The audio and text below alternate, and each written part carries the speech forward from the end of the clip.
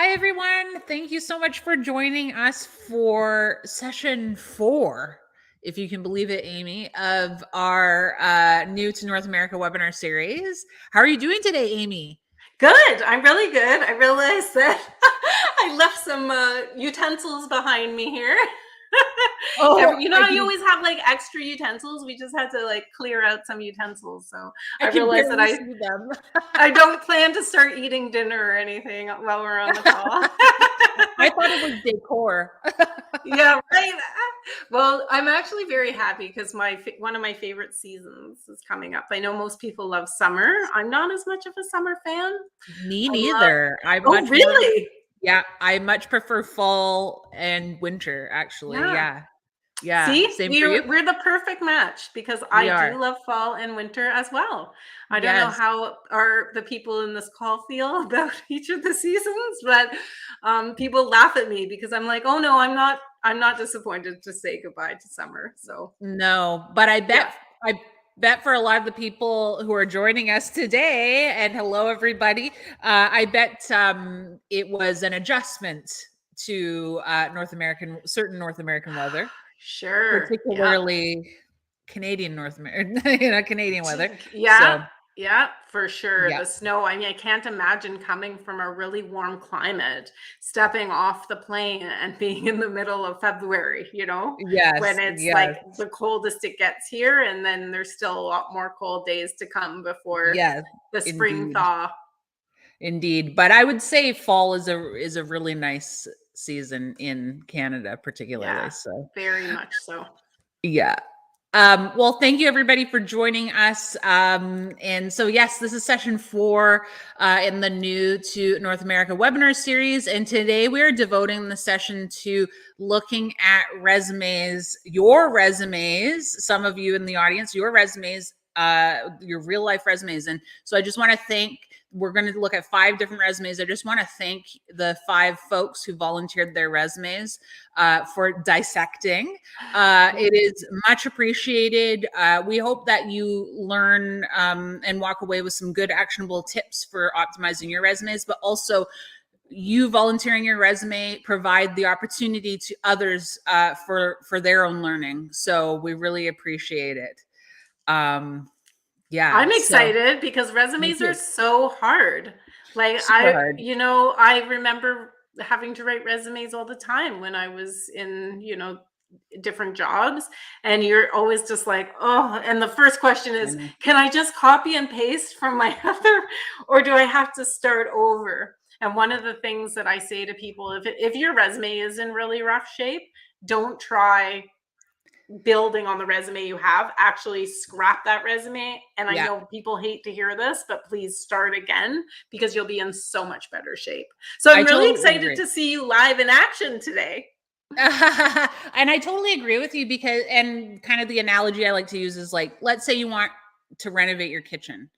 Yeah. It's unlikely that you're going to do some patchy stuff and like try and make the existing cupboards look okay, maybe shine up the sink a bit. You're going to take it back. You're going to gut your kitchen and you're Get going to that start fresh. sledgehammer out, right? Yeah, get the sledgehammer out, exactly, and you're Yeah. going to start fresh with new stuff that fits your kind of vision and goals for your kitchen. And so similarly with an old resume, we're going to want to restart.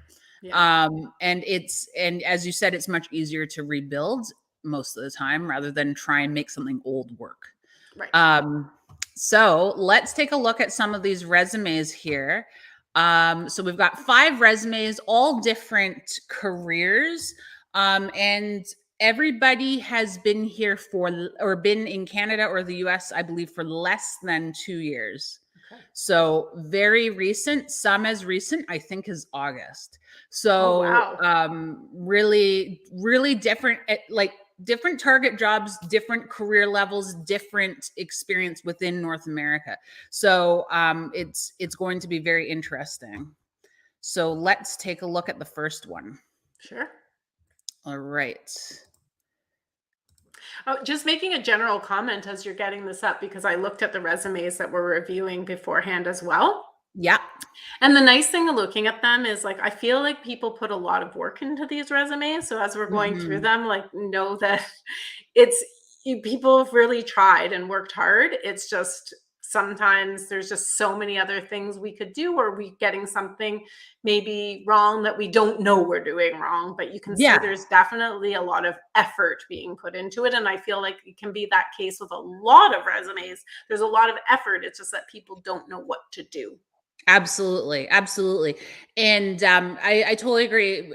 You can really see the effort coming through on these resumes, and like I was pretty impressed with a few of them, and pleased to see that a lot of foundational principles are being applied.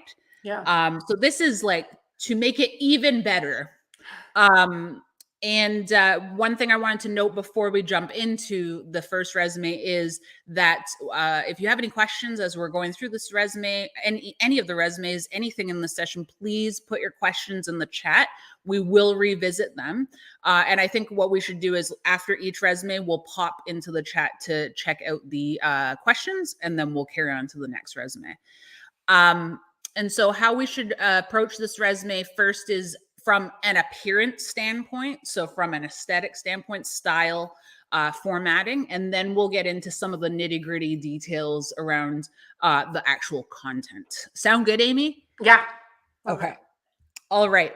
So when I'm first going through this resume, and by the way, I should also note that it was requested of all the resume owners that they please remove any identifying or confidential information. So you're not going to see names, you're not going to see employers or brands, and that's very important to protect the identities of the volunteers. So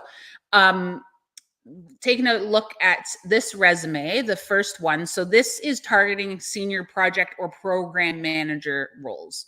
And from a formatting standpoint, I liked a lot of what I was seeing here. I think it has good white space. I like the modern font that's being used here. We were talking about sans serif style fonts in the last training. That is what is being used here. And I think it really gives it more of that modern feel. Any comments from you, Amy, right out of the gate? Oh, it was just a question. You're going to hear questions more than comments from me on this topic, Kamara. Okay, sure, go for it. What is the font that is being used specifically? Let's see. This is Montserrat. So Okay. Montserrat is an aftermarket font. So this person, I believe, actually went out and downloaded Montserrat font. Okay.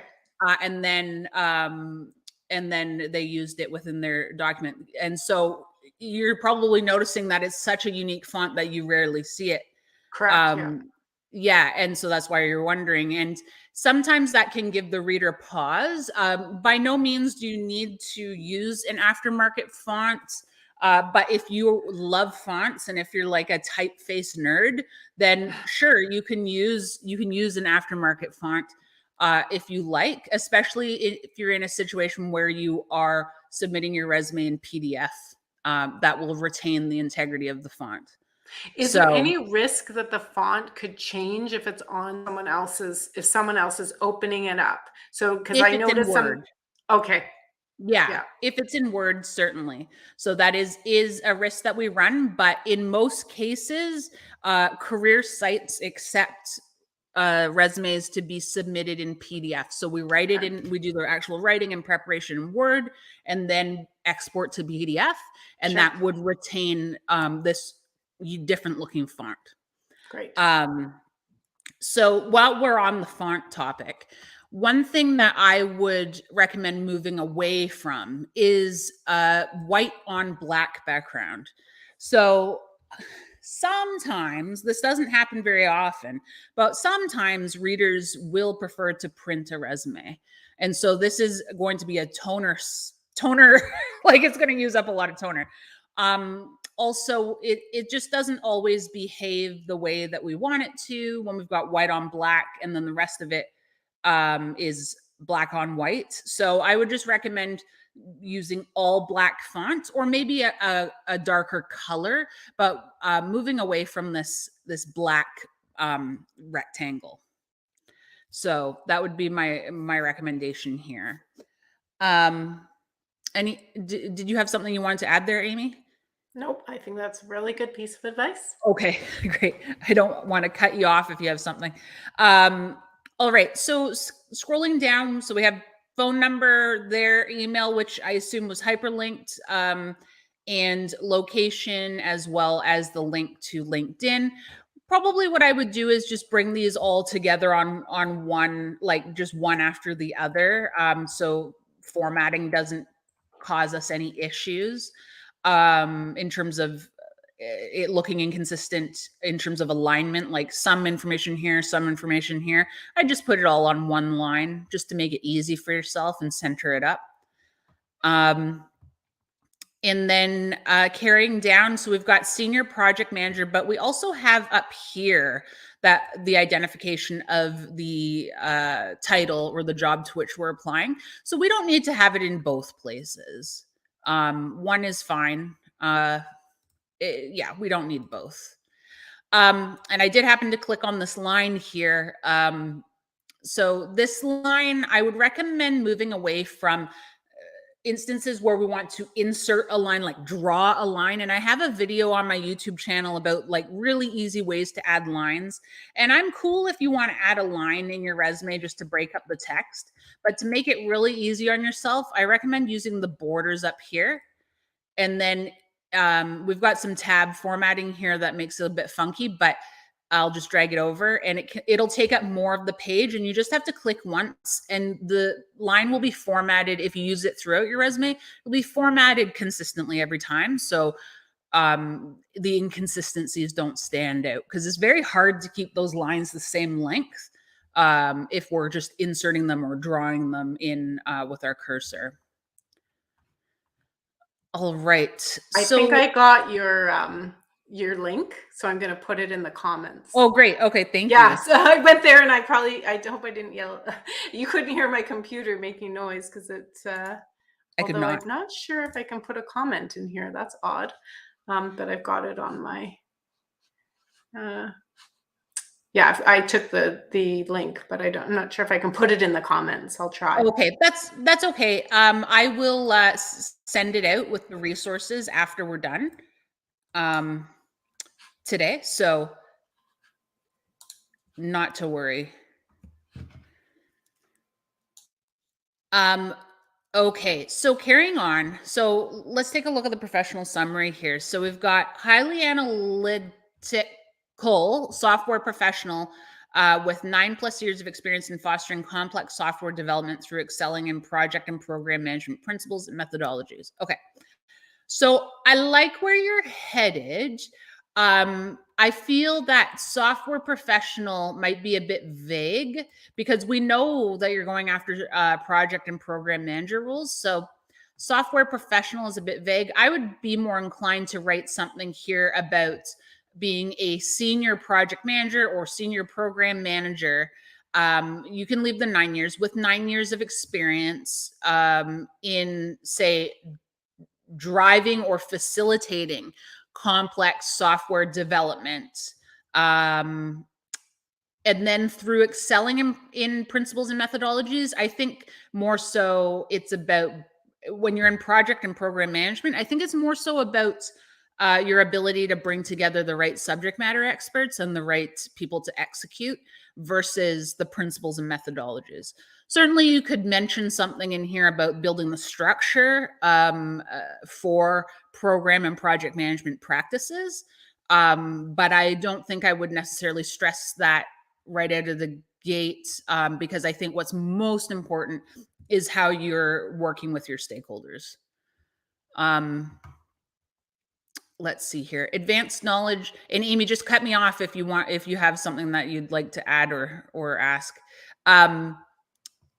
We've got advanced knowledge of broad range of product solutions with keen focus on leadership of cross-functional technical teams. Okay, so advanced knowledge of a broad range of product solutions. So I'm not quite sure what we're trying to emphasize here with advanced knowledge of broad range of product solutions. Do you mean that you have kind of depth and breadth of knowledge when it comes to multiple types of software applications? and how does that influence your program management style, skills, or approach? So let's get a little more specific here. Also, what I'd like to see right out of the gate in your professional summary is the kind of range or the highest end of the value of programs that you're in charge of. So a dollar figure would be great in here, if we're talking about budgets or something like that. So that's one thing I'd love to see. Okay, so let's see. I'm just going to check the comments because I am seeing a few here. I wanted to say one thing about Yes, please. so I had one question about my own question. You said it's okay in this case to keep in 9+ years. Is there a time when you don't recommend having the number of Yeah, years? that's a really good question. Yeah. If we're worried about ageism, Mm-hmm. Yeah. and if we're worried about seeming inexperienced, Mm-hmm. so let's say I only have a year. I don't really want to emphasize that necessarily. Right. It's more about what I've done in the year.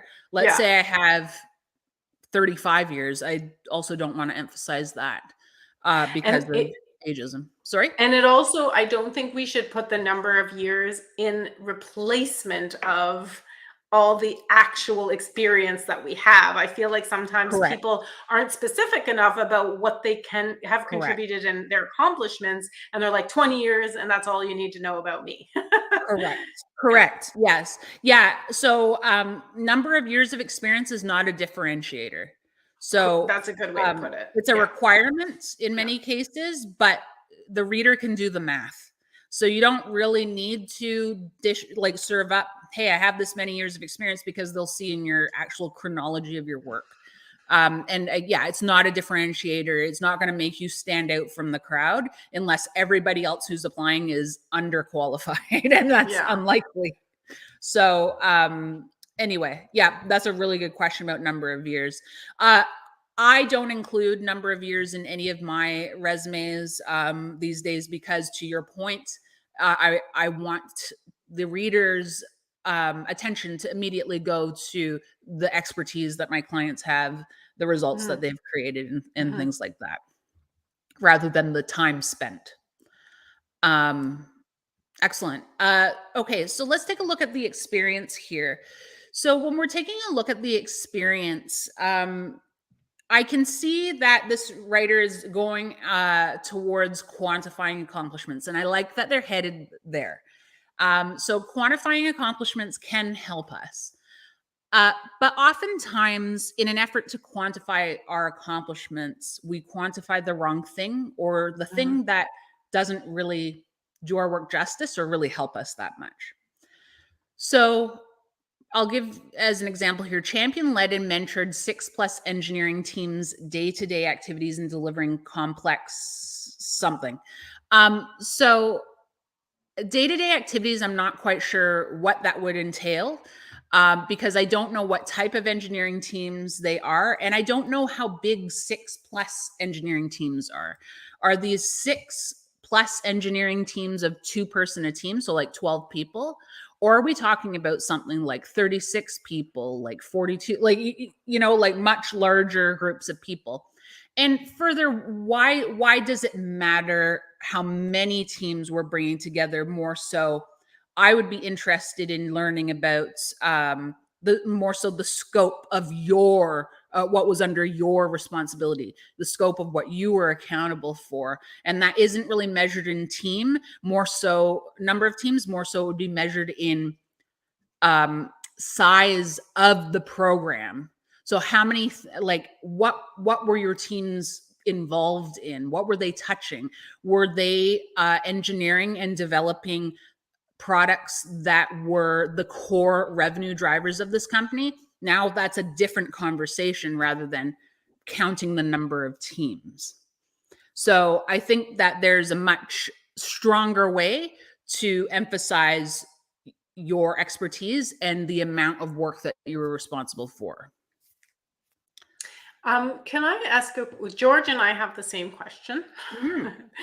And I love the example he used. So he's asking, what are your thoughts on a short description of the company that you've worked for before that you're trying to describe? And Yep. then his example is Acme, manufacturer of products to catch roadrunners, which I love. So my personal view is that I do like when applicants have a short description of the company that they worked for previously, because Yep. like we've talked about, I think we talked about it last time, sometimes people do not know what the company that you were at has done. So it's good to give them context. Definitely. Yes. Yeah, that's a great reminder for me. Yes, we do want to provide a very brief explanation in terms of giving context to the company. So that could be done in this sentence. So we just need to bring it full circle. So champion led and mentored, more so I would be emphasizing oversaw engineering teams that built whatever for and then whomever the company is. So the leading ed tech, I don't know, ed tech startup, et cetera, et cetera. So giving the context will really help, and that can be done right out of the gate. Just get it done, get it over with, and then get into more of your accomplishments. So while we do want to give the context, we don't want to spend so much real estate giving, like, branding the company itself. So just enough for the customer, enough for the reader to understand kind of you in that company, if that makes sense. Yeah, that's great. So let's see. So some of these are reading more like responsibilities to me than accomplishments. So like only artifacts pertaining to scope, risk, and quality will focus on the product design. I'm not sure what we're trying to emphasize here.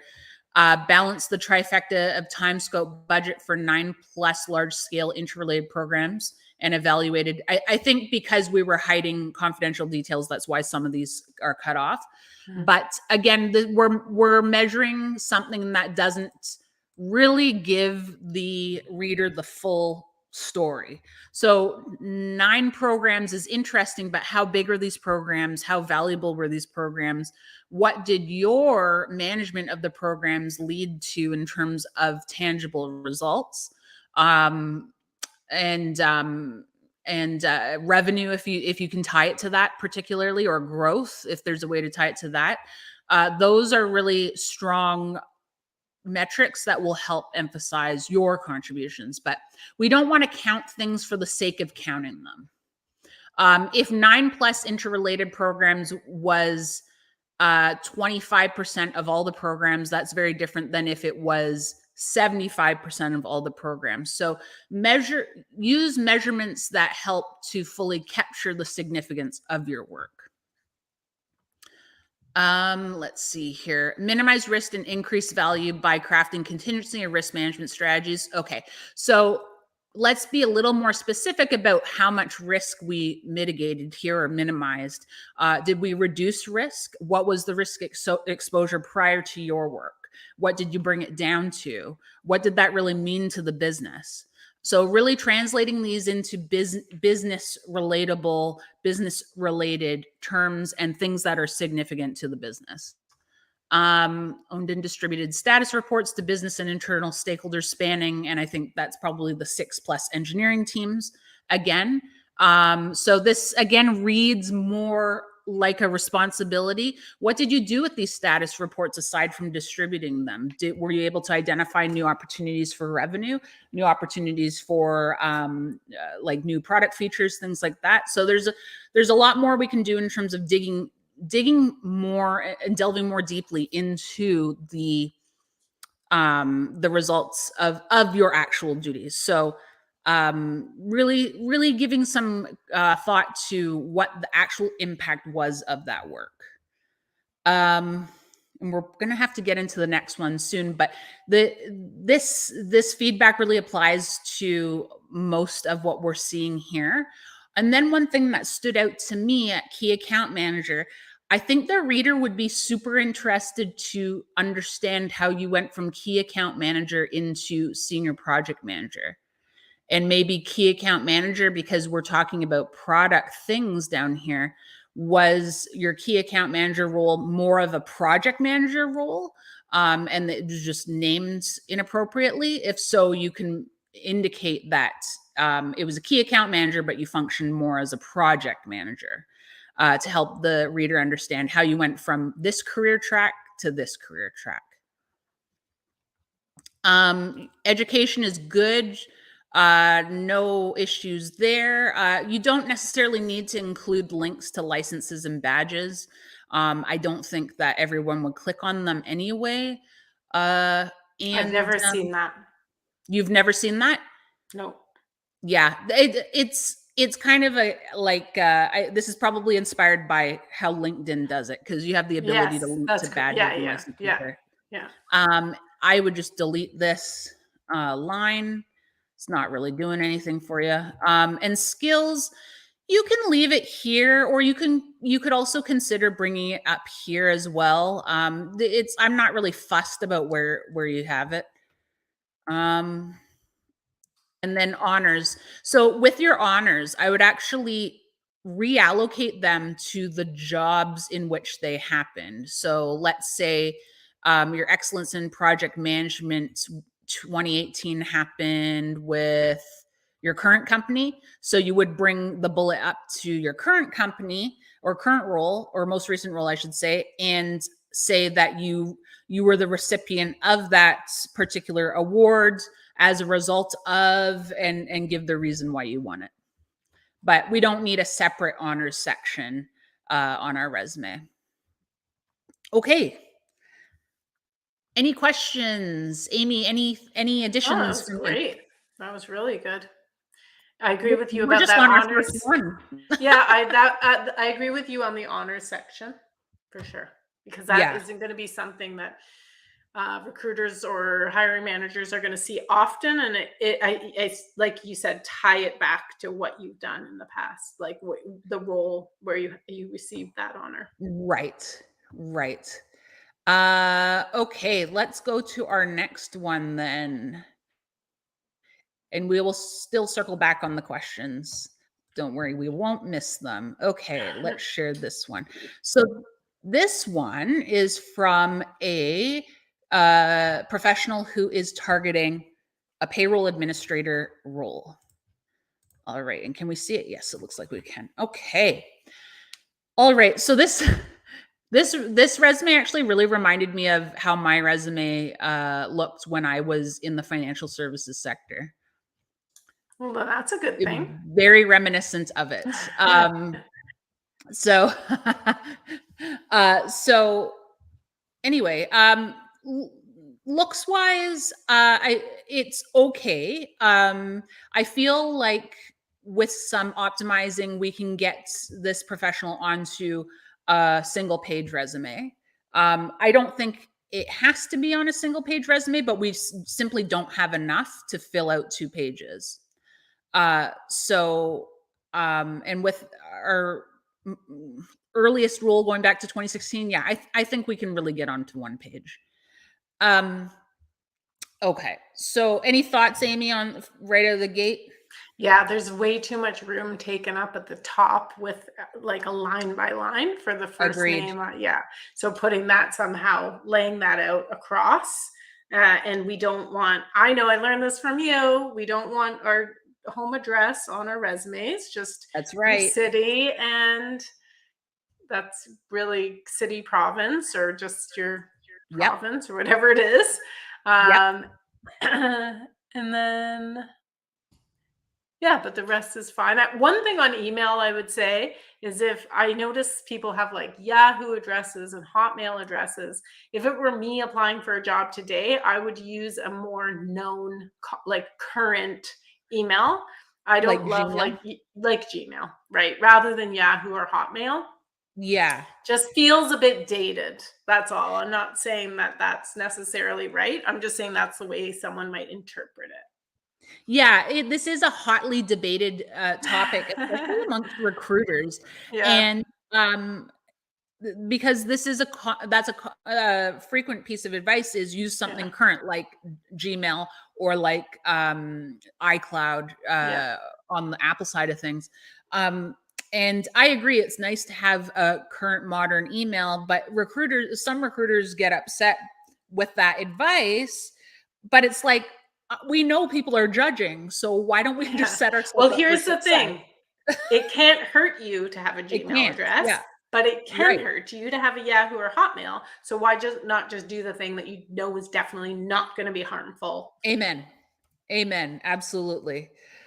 So one thing I added here is payroll administrator. We just want to identify what we're applying to and what we're targeting, just to make it easy on the reader and know how they want to, how they should be reading your resume.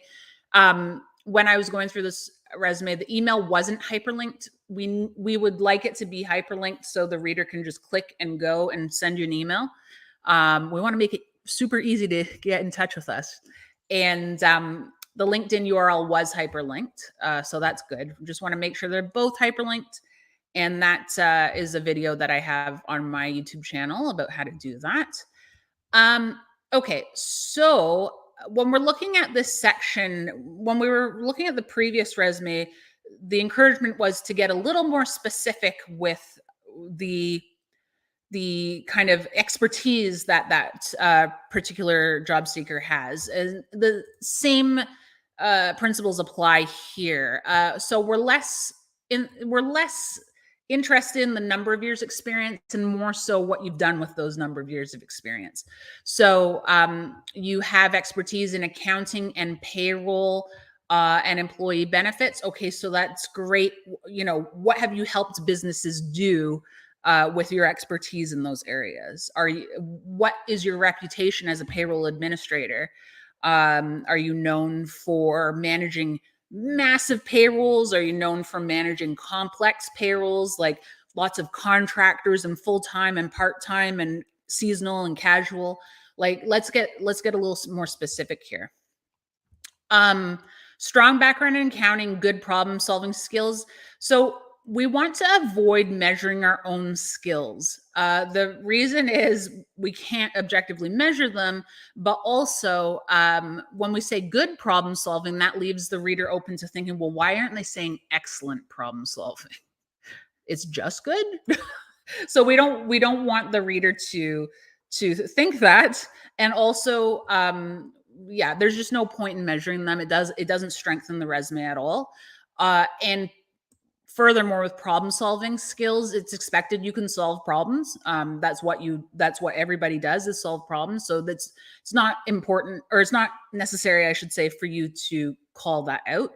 What the reader will want to know here about your skills is about your skills as they pertain to actually running payroll. So this is where the job postings are very important for you to take a look at, analyze them, match up what skills do they require from me and what skills do I have, and then including them on your resume. I'm really going to recommend to this job seeker that they take a look at a couple videos that I have on outlining their skills sections on their resume. So rather than just having bullet, and it's all like in the opening opening profile section, let's have kind of two distinct sections here. One for your opening profile, and then the next one for your skills and where you can list them. So that's also where you would be listing your Oracle skills. Oracle is kind of a big one. So which Oracle software are we talking about here? Power BI. I would maybe not emphasize basic dashboards. I think you're meaning that you can use Power BI for kind of simple dashboards. I would just say that you have Power BI skills and list Power BI as your skill. Let's see here. Demonstrate experience with updating employee master information in HRIS records. So which HRIS? Yeah, I was going to say the exact same That's what you're going to say? Yeah. Yeah. And I really would also strongly encourage this person to take a look at your YouTube video on this, because when I saw this, I was thinking the exact same thing. They could just put it all in skills. It's like one skill for each area, and it would be perfect. Yes, agreed. Okay, and then organizational skills, again, it's expected that you have a lot of these skills. We don't want to be measuring them. We've said problem solver again, self-directed, research-oriented.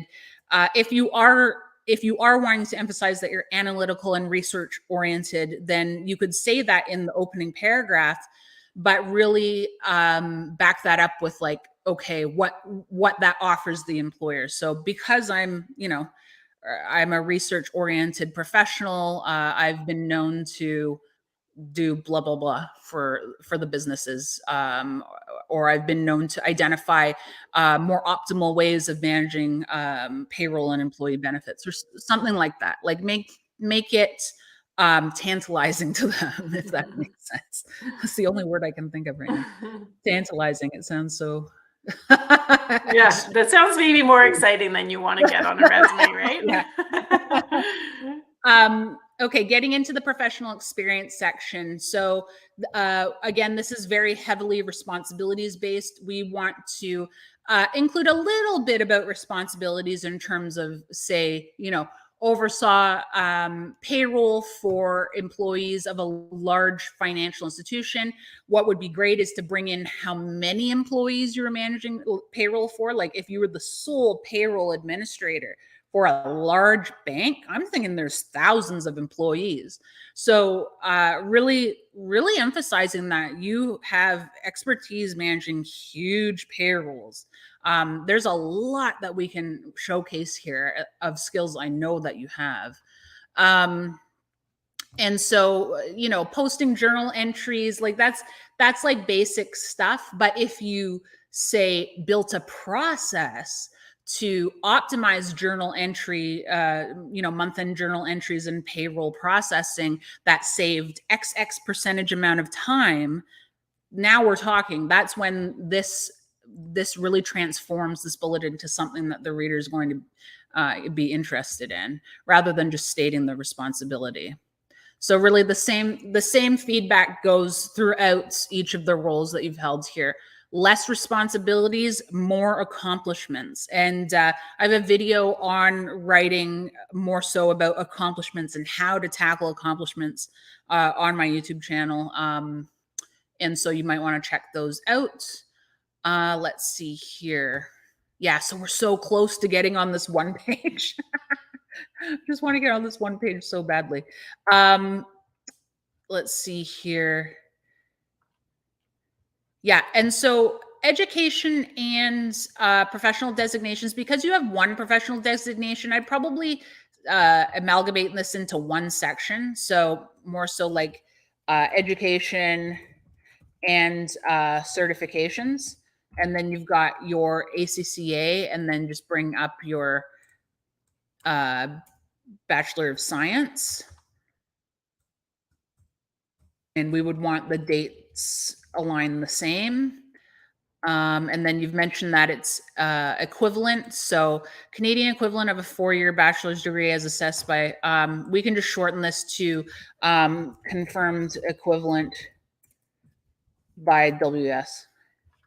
Because there's only a few of them that can assess anyway. So, and that'll save us some space. But you're so close to getting on one page. I think people feel like they have to take it to 2. And I was just going to say, I think 2 is the limit for how long it should be, rather than how long it needs to be. Right. Yeah. I mean, if you are going to push it to 2, you better fill up the 2. But you don't need to. You can easily be on a single page resume. It's not a bad thing, but it's also not a bad thing to be on a 2-page. But commit to using the full real estate. Well, at least, yeah, like at least half of the second page. Yeah. So, all right, great. Did we have any questions coming up in the chat? We're good for questions right now. Okay, great. All right. Okay, let's get into the next one. All right. So the next resume is from a training and development professional in the energy sector. Training and development lead in the energy sector, oil and gas. So let me just share that.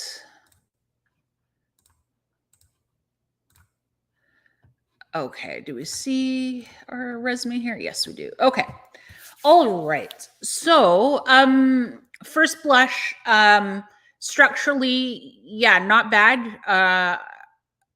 I would, again, when we're starting to add these lines in and trying to draw them, they start to get different lengths and look a little funky. And I know they need to be different lengths in this situation because of having different amounts of text, but I would just avoid them altogether. I just don't think they're necessary. They don't really add.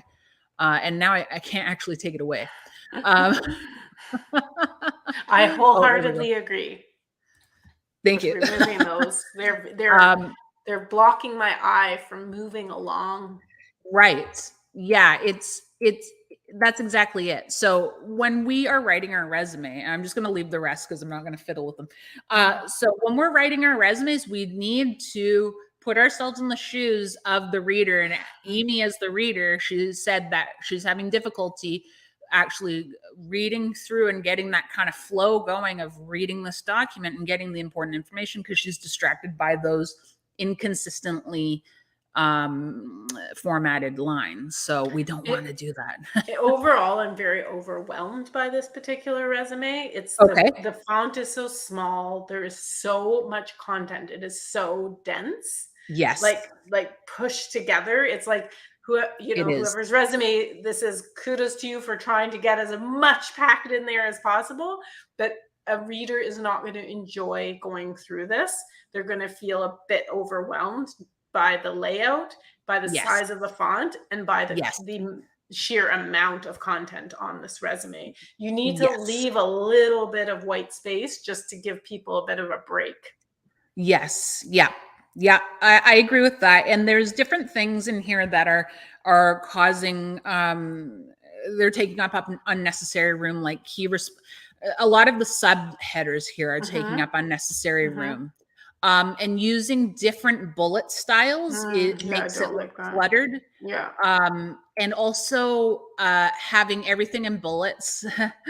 While with the other resumes, I didn't really critique the use of bullets. There was better use of white space on the other ones.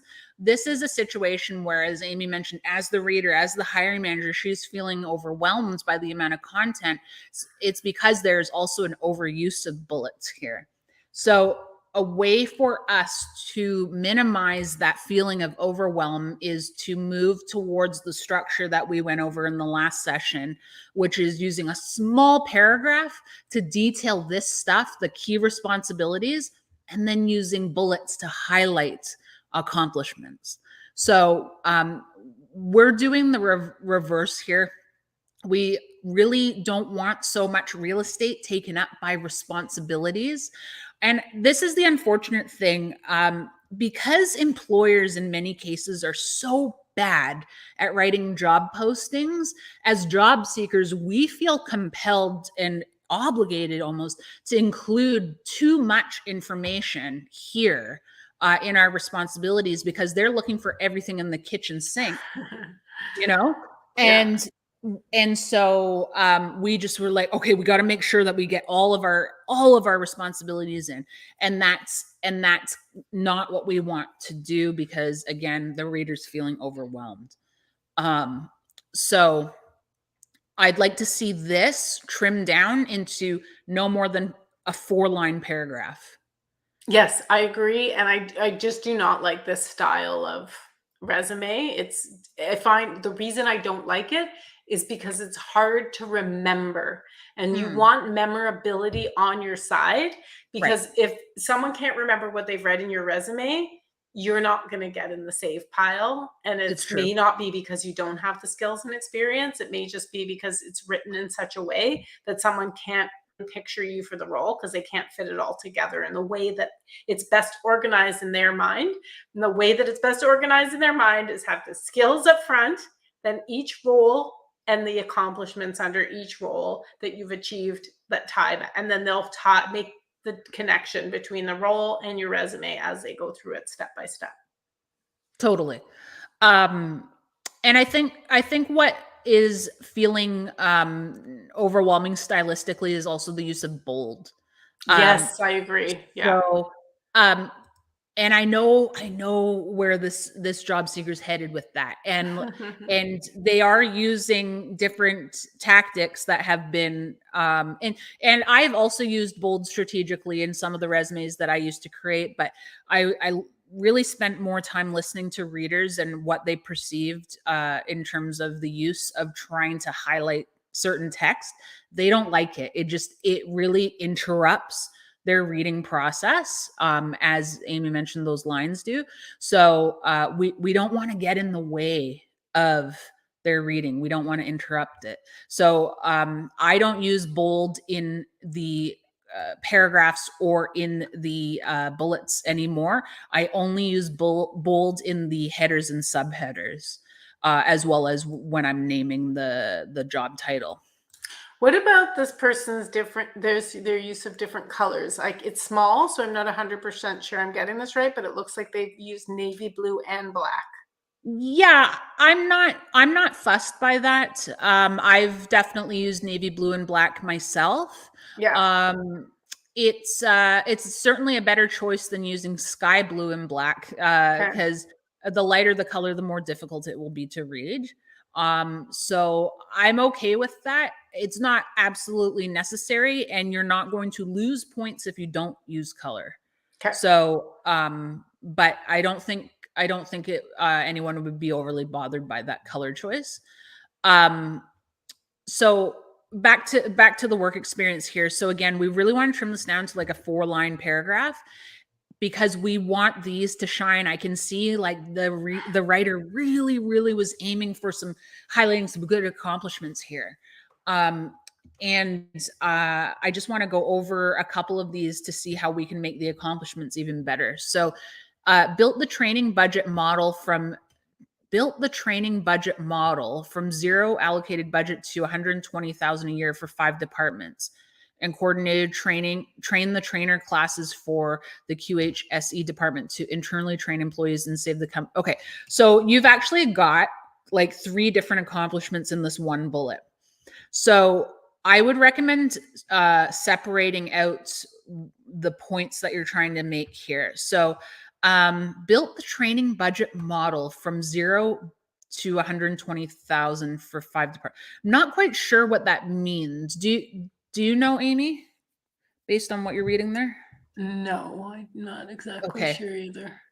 I think they're meaning that they grew, like they were given no budget to train initially, and then they were able to build out a training department that also was allocated $120,000 a year budget. I'm not sure. So anyway, this needs to be explained differently. Coordinated train the trainer classes for QHSE. Okay. So this is a challenge because I don't know what QHSE means. And I don't know if it's a holdover from the employer name that we've stripped out, or if it actually means maybe quality something. I don't know. Anyway, so with acronyms, we need to be careful. We need to establish the acronym first, spell it out, and then put the acronym in brackets, and then use it going forward.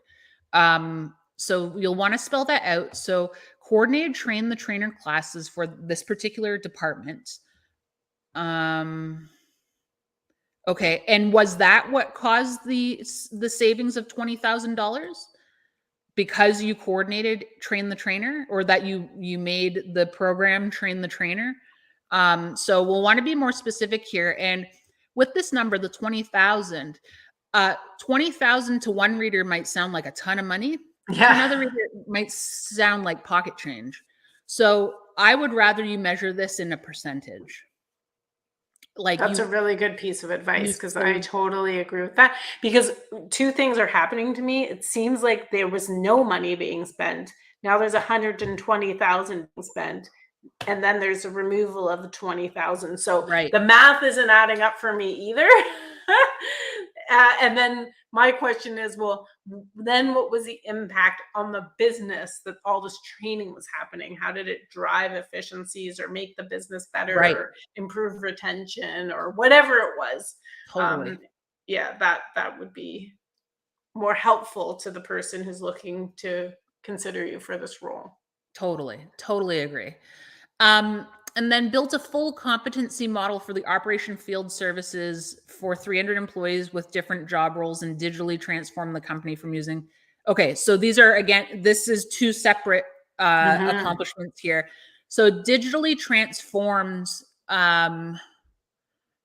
So yeah, I'm just going to rewrite this. So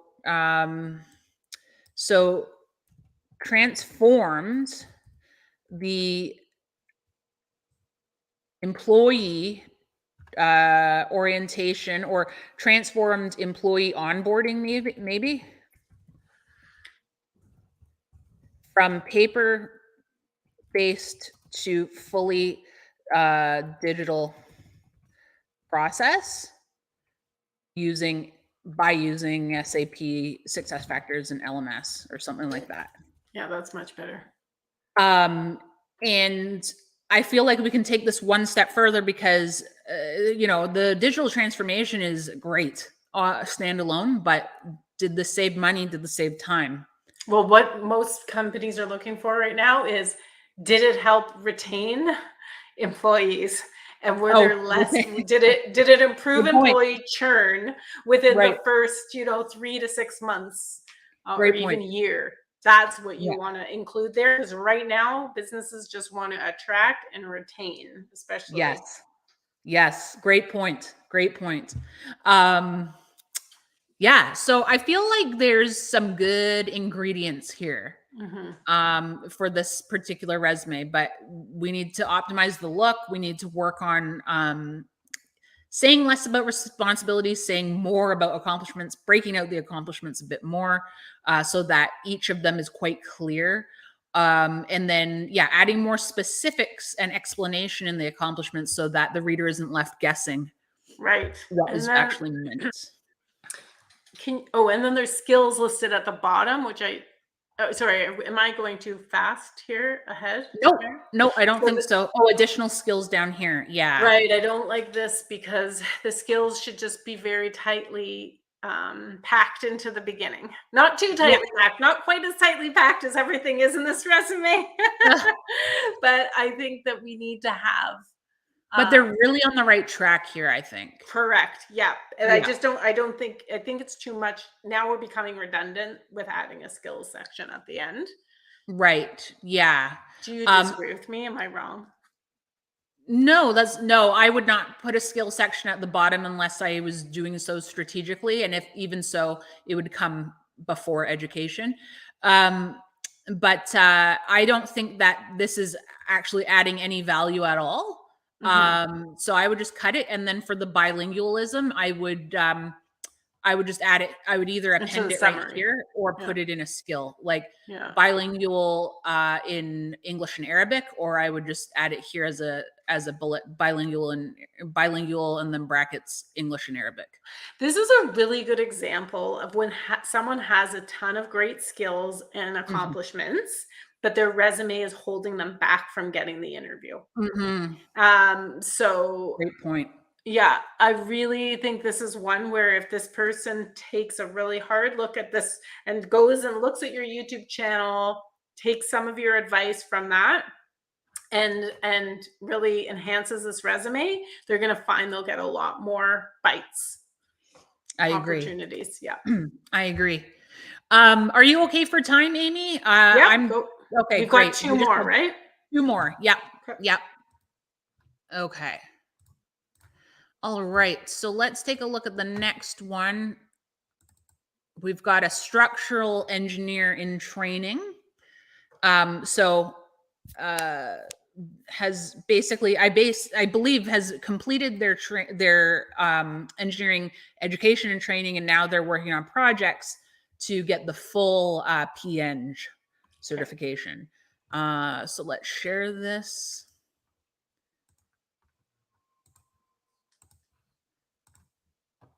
Okay, doke. Do we see it here? Yes. All right. Yes. Okay. So, all right. So taking a look, and some of the information has been redacted by blue, so that's not part of the actual resume. So we'll ignore that. So scrolling down,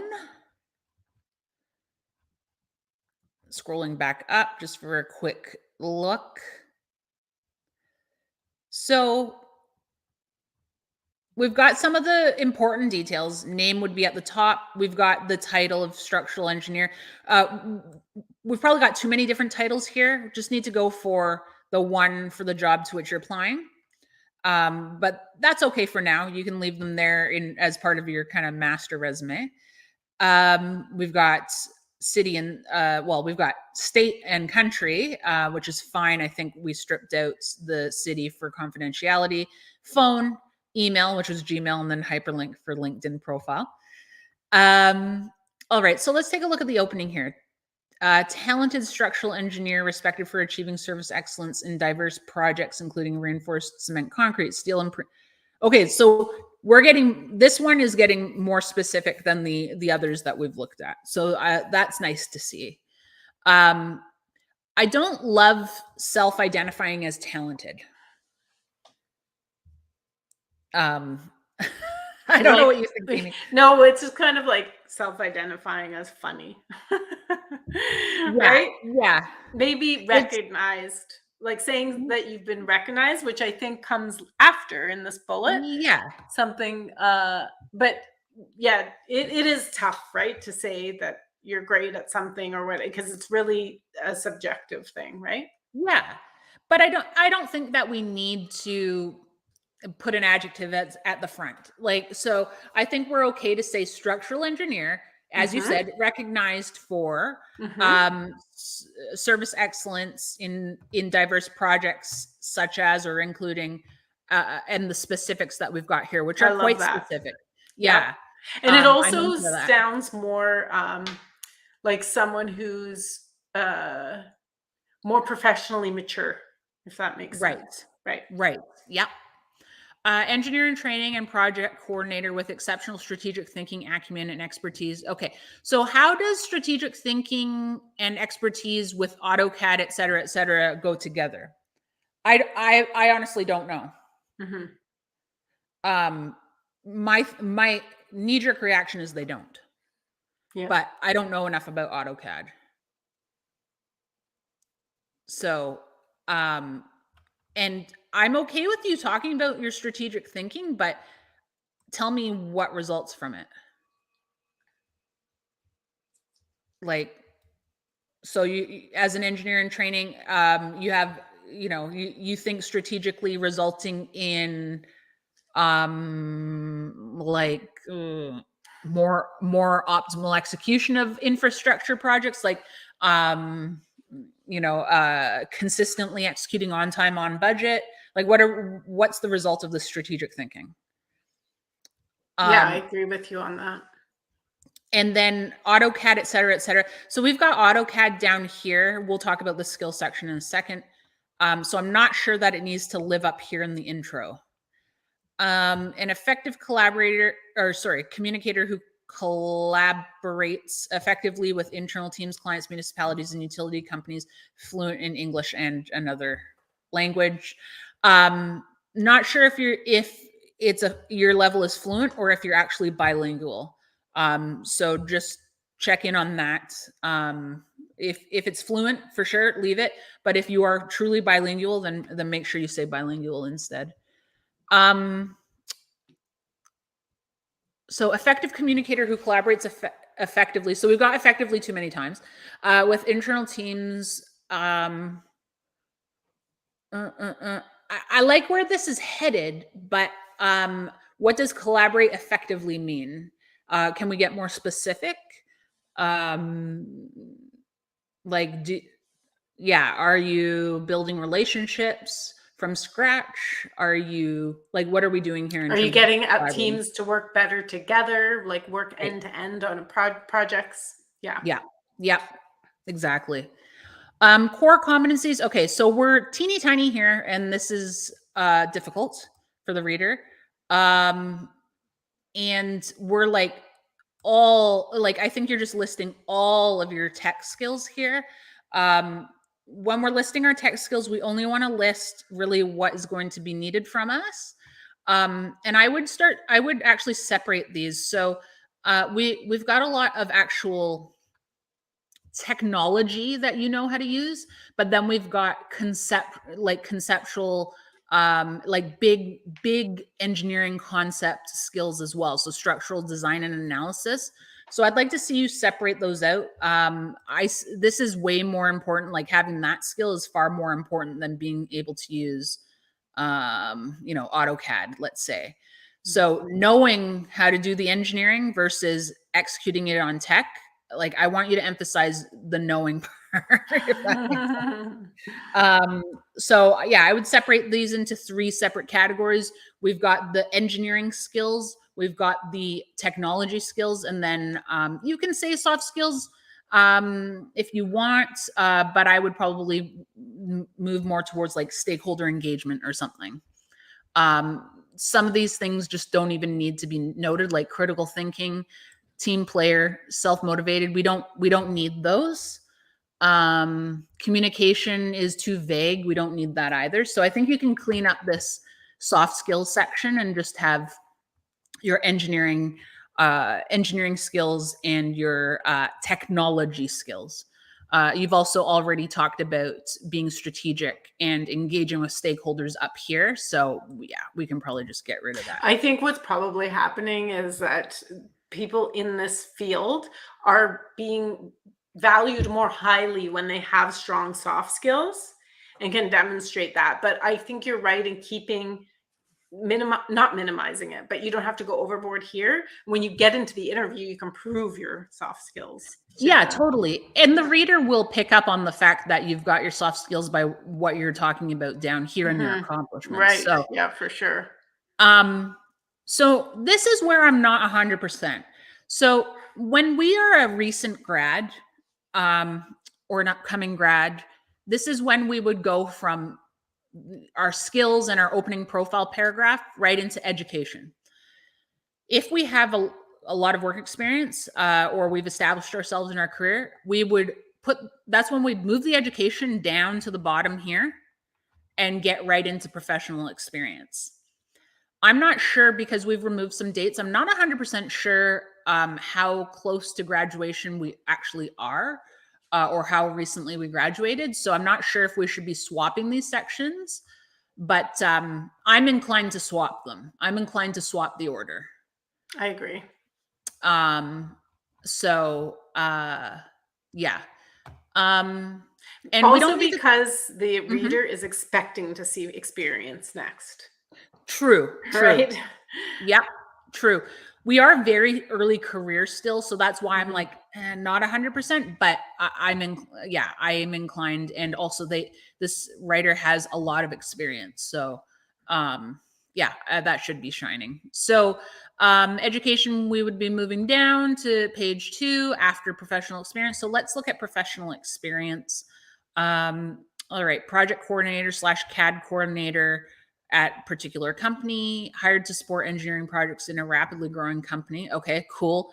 I think they took out the specifics of the company, so they're really on the right track here, though. Conceptualized product design, drawings, drafting, development, delivery.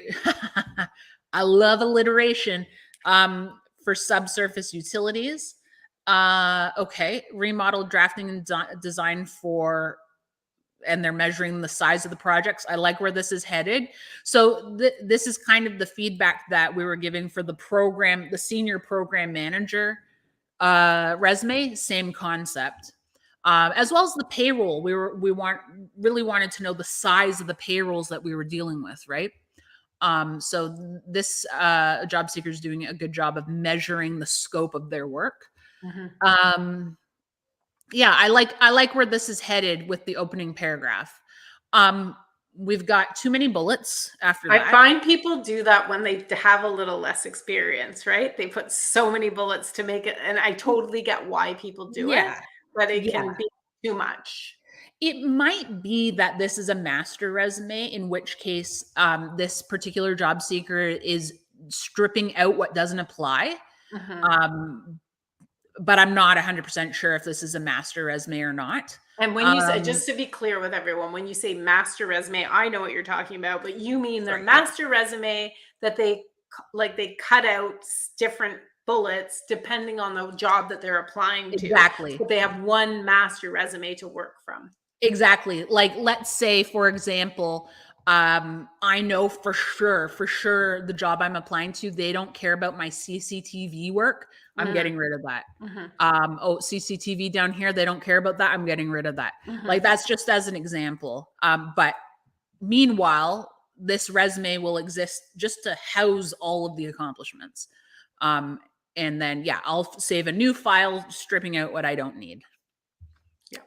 Okay, so let's take a look at a couple of these bullets here. Spearheaded these particular investigations to assess existing placements of sanitary sewer lines, storm lines, and wastewater lines to control extra flooding. Okay, so there's a few different questions that this bullet leaves me with. Was it uncommon that you were entrusted with spearheading these investigations? Like, did you excel so much in your role that they entrusted you with something that's beyond your career level? If so, mention that. How much were you investigating, like in terms of infrastructure size? Like, was this a particular city? Like, were you doing investigations for a particular section of the city? Was it a large city? Just a lot I'd like to know around scope here. Let's see here. Executed safety and quality control measures for quality level A. I'm not sure what that is. Maybe that's a specific engineering term, with actual site digging, and then in brackets, so much accuracy. So with accuracy levels, we can expose ourselves when we're sharing accuracy levels, we can expose ourselves to someone thinking that it's not high enough. So like that $20,000 savings we were looking at before, 20,000 could seem like a lot to one person and nothing to another person. Same goes for accuracy. If you're not at 100% accuracy, someone might think, well, 98%, that's not very good. So unless accuracy is a very important measuring stick in showing your qualifications, I would kind of try and avoid using accuracy and use something that another metric that emphasizes the quality of your work. If you increase accuracy for something, not just your individual work, but increase accuracy across the board by bringing in a new process that was adopted by your team, that's a different conversation. Yeah, just be careful with exposing yourself to judgments around accuracy of work, quality of work, things like that. Let's see here. Yeah. So yeah, we've just got a lot of different bullets here. Need to trim these back, need to prioritize them, need to get some more specifics in around why these particular bullets are important. And you bring up another really good point about prioritizing. Like, what is really being called for from this job ad? So what do you need up at the top? Because you don't want to lose people as they meander through all the bullets that don't really matter to the role. Right, exactly. Yeah, and so the feedback for the rest of it really applies here. For your earlier work experience, I do like that you went down just to bullets and just provided the highlights. I'm into that. I think that was a good approach here. And especially as you expand the font size and start to trim down some of the bullets that you've included, saving the space that you save here will really pay off.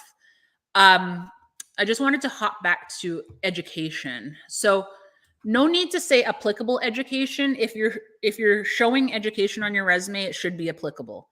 So like, that's just a given. So like, let's say you had I don't know why I always go to chef. Let's say you're a qualified pastry chef and you have some sort of like chef training. but you're an engineer, you're not going to include the pastry chef certification that you have. So you don't need to say that the education is applicable, right? Because it has to be applicable. Otherwise there's no point in including the education. So we've got a lot of education kind of shoved into this one space. I'd really like to see the different education separated out. I'm not 100% on these courses and how relevant they are. Yeah, and when they were, and sorry, just one thing on just in generally on courses, I see a lot of courses and resumes, and they're sometimes from like 15 years ago, or they aren't relevant to the role, right? So Right. if it ties to the role or there's a reason to put it in there, then it makes sense. Yeah. Usually I don't include, so I believe what this writer was going for is as part of their master's, Oh, they I did see. Yeah, these I can't courses. see it. Yeah. It's hard to see. Yeah. So I just normally would not list courses as that were part of a degree. You got the Yeah. degree. Yeah. That's what matters. Yeah. And what you specialized in and what your major was, that's what matters. So if someone asks, you could tell them, oh yeah, I totally took that course in design of precast components in ferro cement. Or whatever. Yes, I'm qualified in earthquake engineering or whatever it is, if someone asks. But or if one particular course or grouping of courses is called out in the job posting, then you could mention that.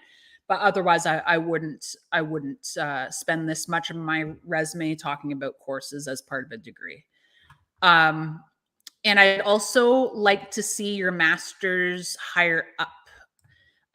Your degrees rank so high, and so would a PEng. So your PEng can live at the top, and then I would like to see your master's, bachelor's, and then the other, accompanying certifications and training afterwards. All right, Amy, any final thoughts before we go on to our last resume? I'm good. You've pretty much covered it off. Great. All right. Last one. This is an accountant resume.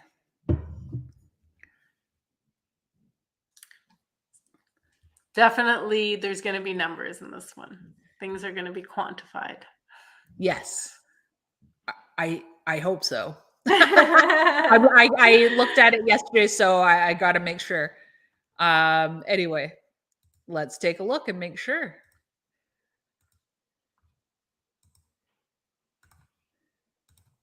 All right. Okay. So again, we were anonymizing information, and so we did have the name and contact information missing, but that would be added back, of course, as well as the title at the top for, say, accountant or financial reporting analyst or what have you, whatever it is that you're applying to. Okay, so let's take a look. First blush. Okay, so let's see. Yeah, I mean, this is another situation where we want our education to head down to page 2 because we've already established ourselves as an accountant. So we don't need to have that right at the top. Let's take a look at your professional summary. Self-driven and detailed finance manager, skilled at managing all financial operations, analysis, budgeting, and costs. Okay. So I like that you're talking about the kind of breadth of your expertise as an accountant. I would like to know a little bit more about the type of industry that you might specialize in, if there is a specialty, and the size of the operations. We know that you're savvy at managing budgets in excess of 500 million. So that's very good. But how large are these organizations? How much revenue do they generate? More details, more numbers. As Amy was expecting. Amy was expecting some numbers. Lots of numbers. Business partner, advisor to C-suite on strategic plans which impact profitability. Okay. This is headed in the right direction. do you have a track record?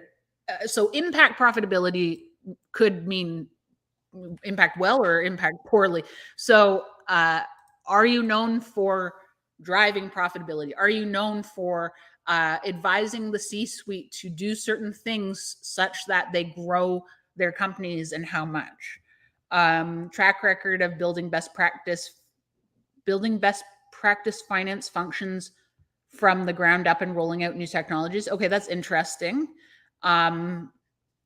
Okay. Hopefully we're going to Can I just say, oh, I see. No, it was only said once. Which part?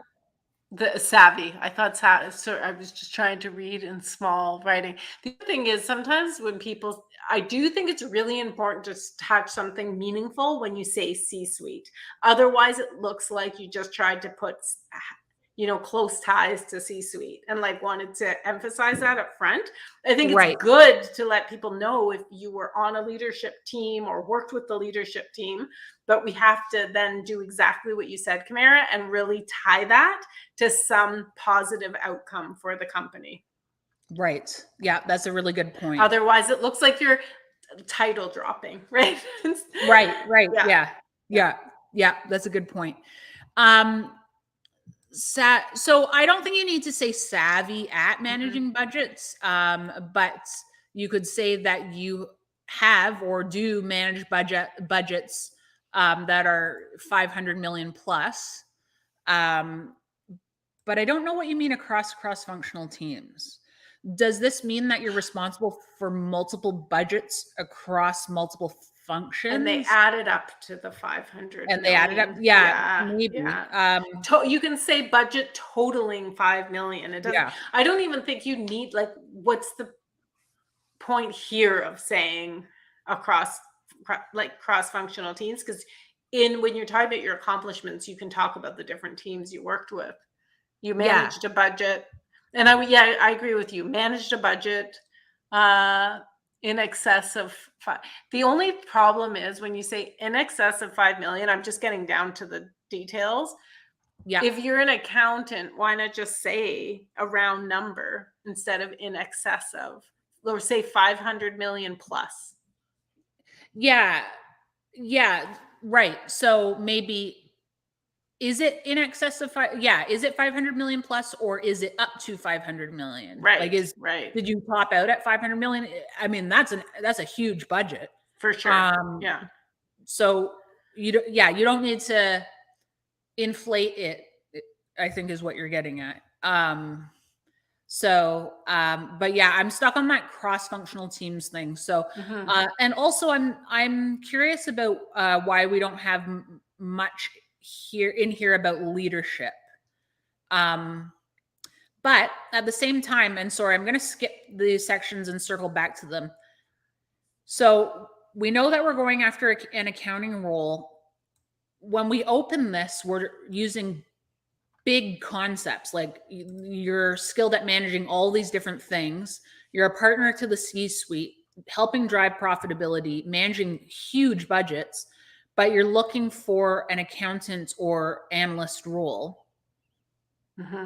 That's not aligning for me. So the reader may be like, okay, they're really, really good. But what's happening with their role? So, like what their role level. So I think the reader might be left confused here.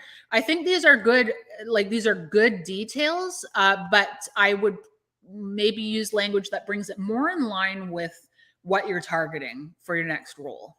Because sometimes someone will look at this and they'll think, is this person going to be like jumping levels to try to connect with people at a more that, instead of going through the processes and procedures that are set up in an organization, do I have to worry that this person isn't going to be happy with the role that they're applying to? They're going to want a bigger role. And so they're going to sort of not do the job that they've been given and try to get more into an influential role. But we all have to do what I call the pick and shovel work in our careers. And this is feels like a pick and shovel. No, it's not more than that, right? It's a pick and shovel job that's headed into a much larger area, but we have to start and do that pick and shovel work first until we can, advance to the higher 100%. levels. 100%. Yeah. I think exactly what you're saying. As a hiring manager, you would be wondering, would this person get super bored? Would they be just looking for, just advancement immediately? What are they exactly? Yeah, what are they looking for? Okay, so back to this section, areas of expertise and skills. I'm cool with what you've included here. I don't love the formatting. So I would like to see you using one of the two options that I present in my YouTube channel. So either going columns, which I think you were trying to go for, but we're not quite there, or to use the centering of skills, which will make it easier on you in terms of formatting. Can I just say one more thing on formatting? Yeah. So when I see the headings with that grayed out formatting, it reminds me of like the 1980s documents that I produced on like a computer that you would see. I did produce the documents of the 80s. So maybe I was around. It was the 90s. Yeah. Stop aging me, Kamara. No, I'm not. Myself. I'm just like, what documents were you producing? But it's just an old. What I'm saying is, I think this style of formatting is quite dated. So I would like to see it modernized a little bit. And I think it's very well organized and laid out. Actually, I just think that we need to do something other than that gray shading in the background. It just looks traditional to me. Okay. That makes sense. Okay. And so professional and educational qualifications, that's an unexpected header. So I would just say education and certifications. Since you have a CPA, when you have your name up at the top, I want to see CPA following your name. And Bachelor of Finance or Bachelor of Business Administration Finance, Bachelor of Commerce in Finance.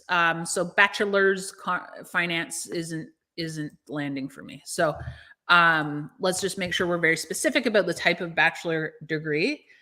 Okay, so let's take a look at each of these, or one of these roles at least. So we've got an abundance of bullets, too many bullets. We do need to move this more towards the last structure that we looked at in the engineering training, where they use the small paragraph with duties and then the few bullets to highlight accomplishments. So let's see here. Worked with the project team to transition forecasting and budgeting processes and tools from Excel to adaptive Workday. Okay, so that's really a good and big project. So instead of saying worked with, I would more so mention something about like you were a key contributor to converting financial forecasting and budgeting from Microsoft Excel to Workday, and then say how large that project was in terms of value, how much time is being saved by moving from Excel, which I presume was a very manual process, to adaptive Workday, which is probably more automated. What you did to automate things, how much time that saved. There's a lot that you can get into here. Developed an automated real-time, and you're on the right track here. Developed automated and real-time HTML reports for business units and management for decision-making, KPI monitoring. I would not emphasize the HTML reports because I'm not sure about the significance of that in the context of what you do. Developed automated and real-time reports for business units and management to enable key decision-making and KPI. I think those are dashboards. Oh, are those dashboards? I think so. I think if you I don't want to say played a key role again, but if you were responsible for generating dashboards to make to drive the speed of decision making and accuracy, then I would say that and talk about what the outcome was. But I think what you're talking about, I could be wrong. I don't want to mislead this person, but those to me feel like you put together dashboards. And Okay. dashboarding is pretty common. That Right. I think we all accept that that means like almost like a snapshot of what's going on so that executives can make decisions quickly. And I Good. think when I'm thinking about the C-suite comment at the beginning, this is what Yep. I'm thinking that this was meant by that. And that Right. but then think about what did the C-suite decision make, like what happened at the, if you know what happened as a result of that, then Yes. yeah. Yeah, absolutely. I like the term automated in here. Hmm. I think that's particularly helpful and valuable. Hmm. So yeah, so developed, let's say, automated real-time dashboards, Hmm. which enabled the C-suite to make key decisions and monitor KPIs more In real efficient time. in real time. Yeah, right, in real time. And yeah, to your point, was there a specific decision or type of decisions that were made that resulted from your dashboards? Um, okay, so yeah, so we need some numbers in here, particularly being a numbers professional. Um, and we also need to make a clear distinction between the actual accomplishments or the key contributions and our duties. So this sounds more like a duty to me. This sounds more like a duty to me. So I don't want to see this type of responsibility or type of content as a bullet. I want to see that more so in that very short paragraph at the top. So very short paragraph here, and then highlighting, the work we did on the technology, the work that we did with the dashboards, et cetera, et cetera. We are getting some numbers down here, which is nice. What would be even better is leading with that increase in profitability. So let's see here. Analyze productivity of sales and investment banking teams, building more effective strategies by tracking revenue per sales projects, forecasting returns, and increasing profitability per project by okay. So at the top, I would say increase Yeah. profitability 10% plus. Yeah. Um, by Bye. anal building strategy, by tracking, by developing a strategy to track or um, track on an ongoing basis whatever sales projects, returns, and products, or whatever you were tracking. um, so really highlighting that accomplishment, highlighting that result at the front of the bullet, and then telling the reader how you got there. So in my videos, I've got some explanation on using the rack approach. So it's result, action, and then context for how you achieve. So action for how you got the result, and the context for how you got the result. And following that order. So you're really following or putting the most impactful information up front in your bullet, and then following it up with a bit of an explanation about how you made it happen. So yeah, check out that video. It's floating around somewhere on my YouTube channel. I don't know which video it's in. Yeah. Any other thoughts, Amy, on this resume? Well, I actually think that this person is going in on the right track. And I do Mhm. like the idea of flipping these bullets because, I think they leave a little too much too late. Right. And you might, you want to really hit people with your great accomplishments because there is some really great accomplishments here. Yeah. And yeah. Definitely. Definitely. Yeah, we can see some more numbers down here as well. Just we're really missing some numbers up here, but they've been doing some really impactful stuff. Hmm. So anyway, okay, that was our last one, I think. Yeah. Yeah, 5. Yeah. All right. Well, thanks everyone for joining. Um Oh, we've just had a flood of comments come in. So we talked about George's question. So thank you, George, for that question about including a short description about the company to give context to the reader. As you said, Acme, manufacturer of products to catch brokers. I love that.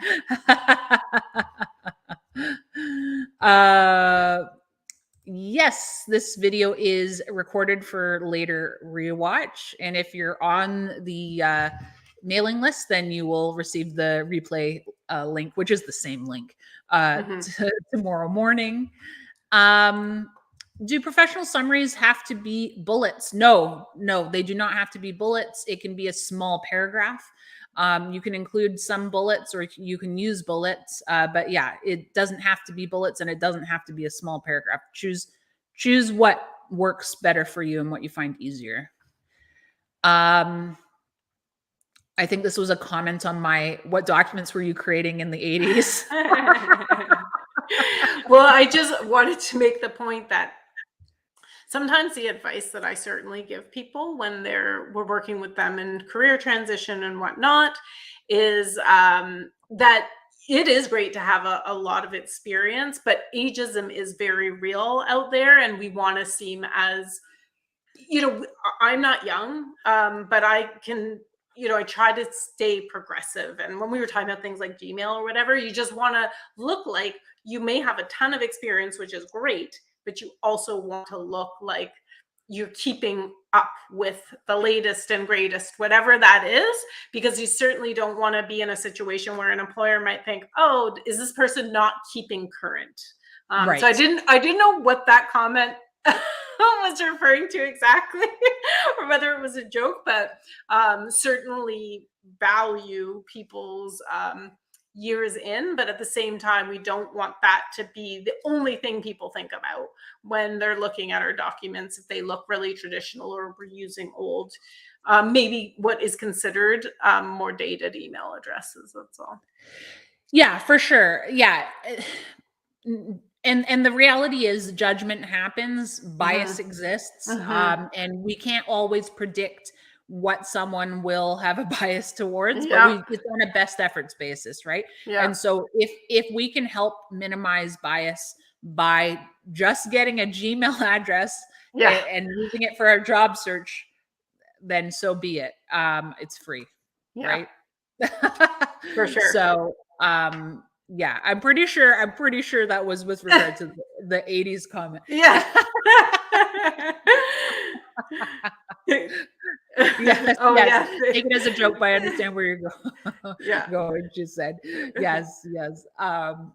Anyway, and Rhea, thank you so much for joining us, and I appreciate your comment as well. Thank you. Excellent. So that was great. We covered a lot of ground and we went way over. So I hope this was valuable for everybody. Thank you, Amy, for your insights. Yeah, and next time we're going to be talking about job interview preparation, aren't we? Yes. Now I have to do the heavy lifting. So you've done it to this point, but it's me. I'm in the hot seat next time. That's right. So next week I'm going to just have one more resume review session. Yeah. I'm going to fly solo for that one. And I know you're very busy, so I'm going to do that. There will be more information. I'll send out more information, but most importantly, yes. So on what is that date? 27th, then you'll be running the first of two resume. Correct. Or I'm sorry, interview prep. You've got resumes on your mind. I do. The first one is going to be about preparation. The second one is going to be about performance. And obviously your preparation will influence your performance, but I really want to talk to people about, what to do as, because a lot of us are like, okay, I have an interview next week. And it's like, okay, do I just read what I've accomplished? And then what questions might I ask an interviewer when I'm in the room? A lot of people, don't come up naturally with what questions should I prepare? So we'll have a lot of great questions that you can prepare in advance. We'll have a lot of great preparing for the questions that you might be asked, because there's a lot of common questions that are asked in interviews. Right. So we'll talk through that as well. That's awesome. Yeah. I know that interviewing is it can be very nerve-wracking for every job seeker. Yeah, So, especially if you're new to somewhere, right? yeah. And you just Yeah. and when we've lived in a certain place for a long time and we've done a lot of interviewing there, we might be like, okay, I know exactly what's going to happen or I'm close to it. But when we're living in a new country and Totally. interacting in a new culture, we may have questions that we absolutely do not expect to be asked. And then we kind of feel stuck when we get those questions. So we'll take all the mystery out of what will be coming next when you go to your job interview or when you're That's going to preparing be for your so job great. interview. Mhm. I can't wait for that. That's going to be so valuable. And so, if you're signed up for the mailing list, you're going to get all that information, all the links, all the dates for when you can join us for that session, those 2 sessions. And yeah, you'll also get a notification about next week's resume review session. So, Great. lots of stuff jam packed. Yeah. Yeah. Yeah. All right. Well, All thanks right. everybody. Have a great night Thank or you. whatever Thanks, time everyone. you're in. I don't know, maybe great day. Yeah. Talk to you later. All the best, everyone. Thanks for joining us.